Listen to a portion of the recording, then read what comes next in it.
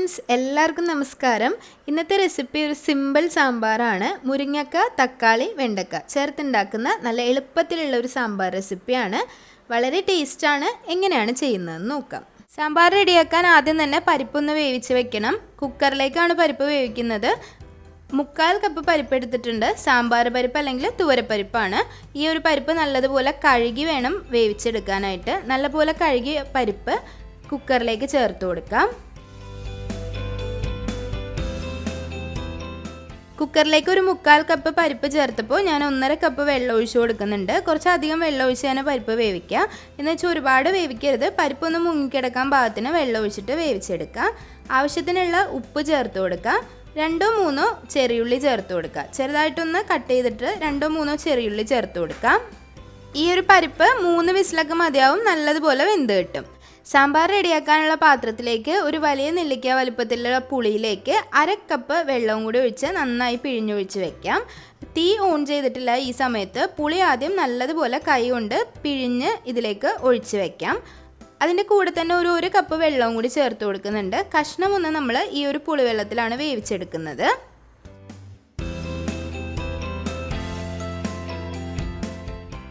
ഈ ഒരു പുളിവെള്ളത്തിലേക്ക് മുരിങ്ങക്കായാണ് ചേർക്കുന്നത്. 2 മുരിങ്ങക്കായാണ് എടുത്തിട്ടുള്ളത്. തൊലിയെല്ലാം ഒന്ന് ചെത്തിക്കളഞ്ഞതിന് ശേഷം ചെറുതായിട്ട് കട്ട് ചെയ്തിട്ട് കൊടുത്തിട്ടുണ്ട്. ആവശ്യത്തിനുള്ള ഉപ്പ് കൂടി ചേർത്ത് കൊടുത്തിട്ട് തീ ഓൺ ചെയ്ത് വേവിച്ചെടുക്കാം. വേവിച്ചതിന് ശേഷം അതിലേക്ക് 3-4 വെണ്ടക്ക ചെറുതായിട്ടൊന്ന് കട്ട് ചെയ്ത് ചേർത്ത് കൊടുക്കാം. ഒരു 2 തക്കാളി ചേർത്ത് കൊടുക്കാം. വേറെ കഷ്ണങ്ങളൊന്നും നമ്മൾ ഈ ഒരു സാമ്പാറിലേക്ക് ചേർക്കുന്നില്ല. എരിവിനാവശ്യമായിട്ട് ഒരു 2 പച്ചമുളകാണ് ചേർക്കുന്നത്. പച്ചമുളക് നെടുവേ കീറി ഇട്ട് കൊടുക്കാം. നിങ്ങൾക്ക് ആവശ്യത്തിനനുസരിച്ച് ചേർത്ത് കൊടുക്കാം.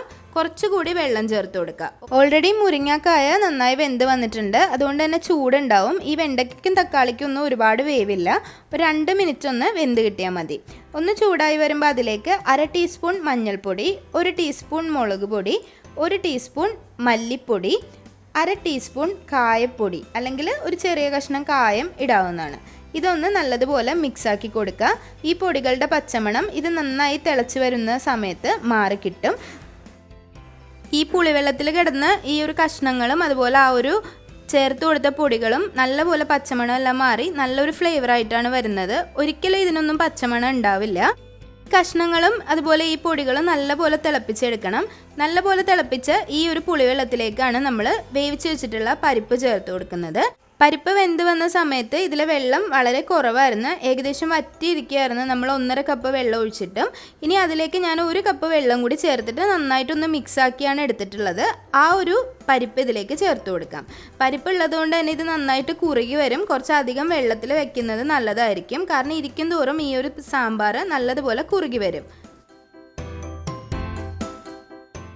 പരിപ്പ് കൂടി ചേർത്ത് കൊടുത്തതിന് ശേഷം നല്ലപോലെ തിളപ്പിച്ചെടുക്കണം. ഉപ്പ് ആവശ്യമുണ്ടെങ്കിൽ ചേർത്ത് കൊടുക്കാം. പരിപ്പിൽ ഉപ്പിട്ടതാണ്, അതുകൊണ്ട് തന്നെ ഉപ്പ് ആവശ്യമുണ്ടെങ്കിൽ ചേർത്ത് കൊടുക്കുക.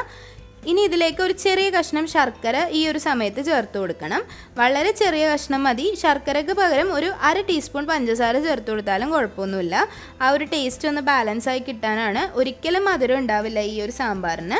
നല്ലതുപോലെ തിളച്ച് കിട്ടണം. ആ ഒരു പരിപ്പ് ആ പുളിവെള്ളമായിട്ട് നല്ലപോലെ മിക്സ് ആയാൽ മാത്രമാണ് നല്ലൊരു ടേസ്റ്റ് ഉണ്ടാവുക. ആ ഒരു പരിപ്പിനും കഷ്ണങ്ങൾക്കും ഒക്കെ നല്ലപോലെ പുളി പിടിക്കണം. പരിപ്പും കഷ്ണങ്ങളും തിളച്ച് വരുന്ന സമയം കൊണ്ട് 3 ടേബിൾ സ്പൂൺ സാമ്പാർ പൊടി എടുത്തിട്ടുണ്ട്. സാമ്പാർ പൊടിയിലേക്ക് ഒരു 1/4 കപ്പ് വെള്ളവും കൂടി ചേർത്ത് നന്നായിട്ടൊന്ന് മിക്സ് ആക്കണം. മിക്സ് ആക്കിയതിന് ശേഷം നമ്മൾ ഇതിലേക്ക് ഡയറക്റ്റായിട്ട് ഒഴിച്ചു കൊടുക്കുകയാണ് ചെയ്യുന്നത്. സാമ്പാർ പൊടിക്ക് പകരം നിങ്ങൾക്ക് വറുത്തരച്ച് എടുക്കണമെങ്കിൽ അങ്ങനെ എടുക്കാവുന്നതാണ്. ഞാനിവിടെ എളുപ്പത്തിന് സാമ്പാർ പൊടിയാണ് എടുത്തിട്ടുള്ളത്. അപ്പോൾ ഏത് ബ്രാൻഡ് സാമ്പാർ പൊടിയും ചേർക്കാം. എനിക്ക് പേഴ്സണലി ഞാൻ കുറേ കാലങ്ങളായിട്ട് ഉപയോഗിക്കുന്നത് ബ്രാഹ്മിൻസ് ആണ് കേട്ടോ. അപ്പോൾ അത് നല്ല ടേസ്റ്റ് ഉണ്ടാവും ഈ ഒരു സാമ്പാറിന്. സാമ്പാർ പൊടി കൂടി ചേർത്ത് കൊടുത്തതിന് ശേഷം നല്ലതുപോലെ ഒന്ന് തിളപ്പിച്ചെടുക്കുക. ഒരു 2 മിനിറ്റ് നേരം കൂടി ഇതൊന്ന് തിളപ്പിച്ചെടുക്കുക.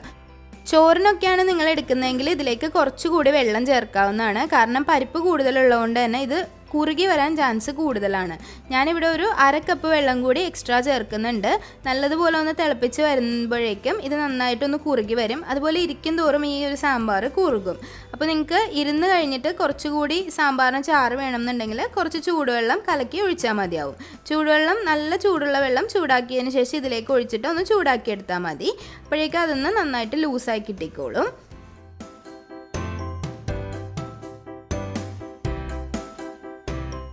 നല്ലതുപോലെ മിക്സായി കഴിഞ്ഞാൽ ഇതിലേക്ക് വറുത്തിടാം. 2 ടീസ്പൂൺ വെളിച്ചെണ്ണയിലേക്ക് കടുകും കറിവേപ്പിലയാണ് ഞാൻ സാമ്പാറിന് വറുത്തിടാറ്. വറ്റൽമുളക് ഉള്ളവർക്ക് ചേർക്കാവുന്നതാണ്.